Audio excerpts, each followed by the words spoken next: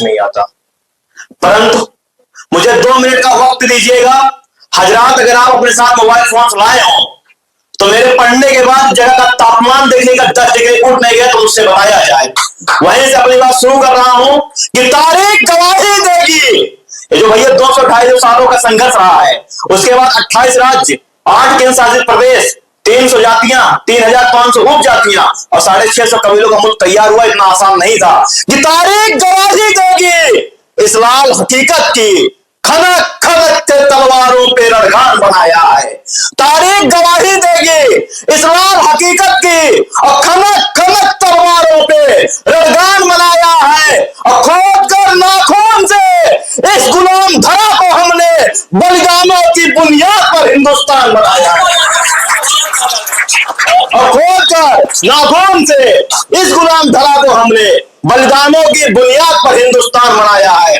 तो जिस हिंदुस्तान की बात कर रहे हैं, हिंदुस्तान चीखता कब है? सिर्फ सरहदों पर हमारा देश नहीं शहीद होता है, चीखता है जब मंदिर मस्जिद के नाम पर हथियार उठाया जाता है, या दुध मौलों को भी हवस का शिकार बनाया जाता है, जब मठों के मठाधीश भी क्रोध में आने लगते हैं, या मौलाना बारूदी पैगाम सुनाने लगते हैं, जब झोपड़पट्टी से जरूरी राजमहल की घोड़ी हो, या मजबूरी में नन्ही बेटी कूड़ेदान में छोड़ी हो, जब शाहरुख खान के बेटे को सजा कड़ी दी जाती है और अडारी पोर्ट की बात नहीं की जाती है। अरे बूढ़ी माँ के नैनों का जब आसन खो जाता हो, सोना चोरी ना होके वोट चोरी हो जाता हो, और न्यूज चैनलों ने जब जब राज दरबारी सीखा है, तब तब भारत जख्मी होकर मेरे जरिए चीखा है।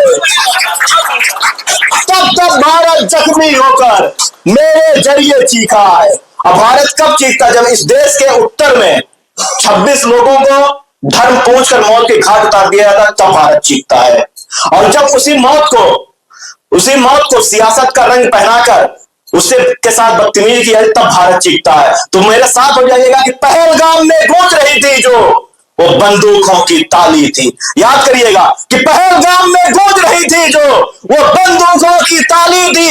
ये भारत जो पर भारत मां के स्वाभिमान को गाली थी। और प्रतिशोध का वक्त अगर है तो बंद सियासी भाषण हो, वो श्रीनगर का आसन हो या दिल्ली का सिंहासन। प्रतिशोध का वक्त अगर है तो बंद सियासी भाषण हो, वो श्रीनगर का आसन हो या दिल्ली का सिंहासन हो। याद रहे पंडितों का दोबारा न निर्वासन हो, और वक्त पड़े तो घाटी में राष्ट्रपति का शासन हो। वक्त पड़े तो घाटी में राष्ट्रपति का शासन हो। और धर्म पहुंचकर कत्ल हुआ था, धर्म दंड से वार करो। घाटी में आतंकवाद का दाम नहीं स्वीकार करो। और न्यायालय को नीति गोली मिले हवा अंगारों को। सेना घुसकर घर के अंदर गोली दे गद्दारों को। सेना घुसकर घर के अंदर गोली दे गद्दारों को। लेकिन इसके बाद ऑपरेशन सिंदूर हुआ और जब राजनीति के तेवर बदले तो हमें भी कहना पड़ा, आखिरकार राजनीति ने अलग जगाना सीख लिया। हमने भी सोनी मांगों पे सिंदूर लगाना सीखा। आखिरकार राजनीति ने अलग जगाना सीख लिया। हमने भी सोनी मांगों पर सिंदूर लगाना सीख लिया। वो वक्त था मुल्क के नाम, रकीबों साथी साथ खड़े थे। हाथ का पंजा कमर का फूल, साइकिल हाथी साथ खड़े थे। लश्कर था तिरंगे वाला, जीत का जज्बा सहेजा था। और हिंदुस्तानी बारूद को हमने सिंदूर बनाकर भेजा था।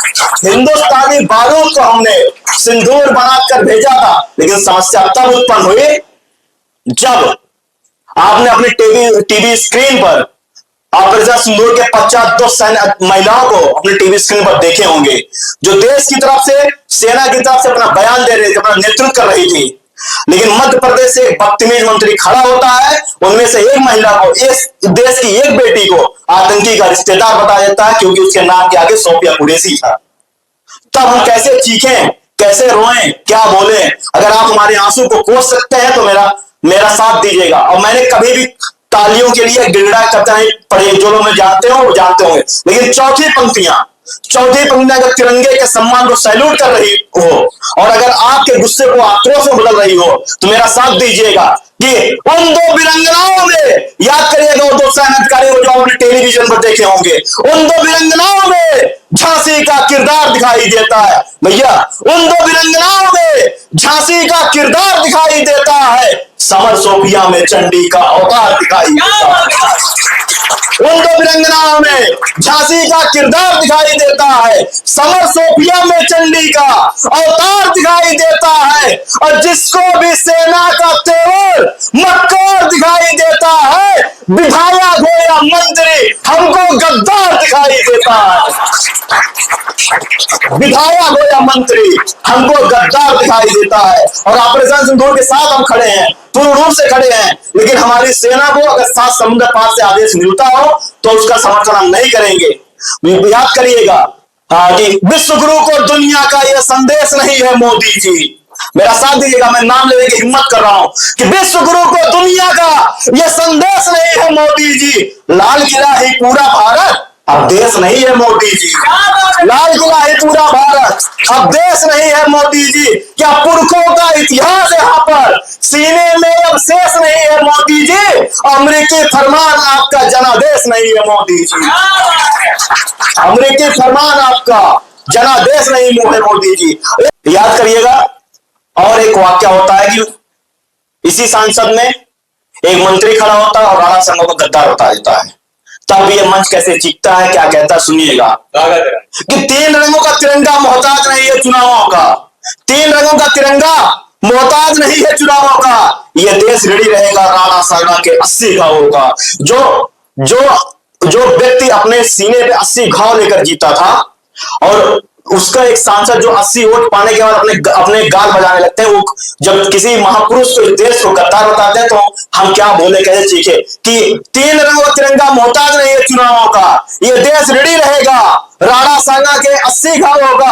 अरे भारत के इतिहास पर अब भी चलती आ रही है संग्राम नाम के राणा का संग्राम अभी तक जारी है। सभी लड़े थे जीवन में जिसने एक नहीं जो हारा था, सचमुच तो मेवाड़ का वो महाराणा हिमपातों में अंगारा था।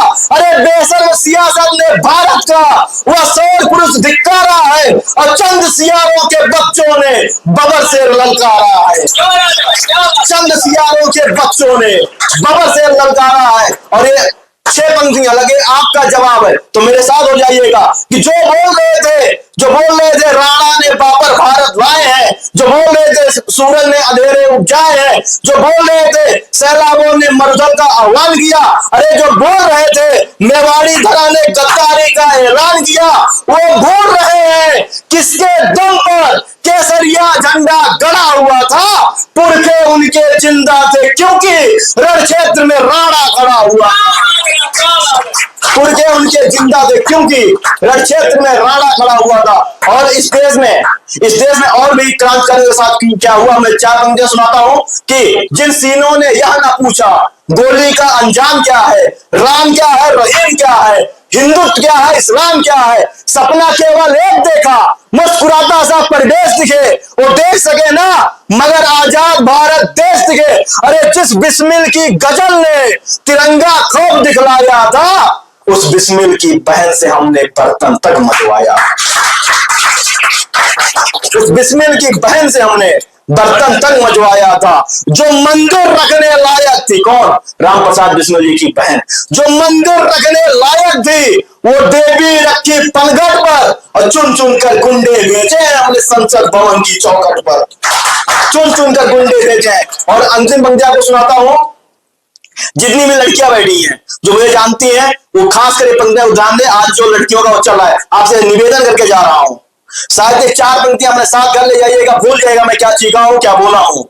आपको क्या करना चाहिए कि आंखों में अंगार भरो, ध्यान से सुनिएगा, आंखों में अंगार भरो, हृदय को हथियार करो। आंखों में अंगार भरो, हृदय को हथियार करो और गिद्धों से जो लड़ना है पंजों को तुम तैयार करो। गिद्धों से जो लड़ना है पंजों को तुम तैयार करो। अंतिम पंक्ति आपको सुनाता हूं एक यहां से वहां तक जितने भी लोग बैठे मेरे साथ हो जाइएगा, एक कसम उठाइएगा। अगर इस देश इस मिट्टी में आप खेले हैं, इस जमीन का पानी पिए हैं, तो मेरे साथ एक कसम उठाइएगा कि सच्चाई की आवाज है ये, बंद ना हो पाएगी। औरत की घोषणा बुलंद ना हो पाएगी। वाड़ी का जय घोष कभी हथियार नहीं डालता, कातिलों की झोली मेरे प्यार नहीं डालता। भारत की आन रहे शीश भी कटाएंगे, सरह से आवाज आए खून भी बहाएंगे। अल्लाह की रवाने में उफान होना चाहिए, अंबर से भी ऊंचा हिंदुस्तान होना चाहिए। सिंहासन को उठा नहीं सकता, सिंहासन को भा नहीं सकता, चूल्हे का हथियार हूं मैं। सच कहना गद्दारी है तो हुजूर गद्दार हूं मैं।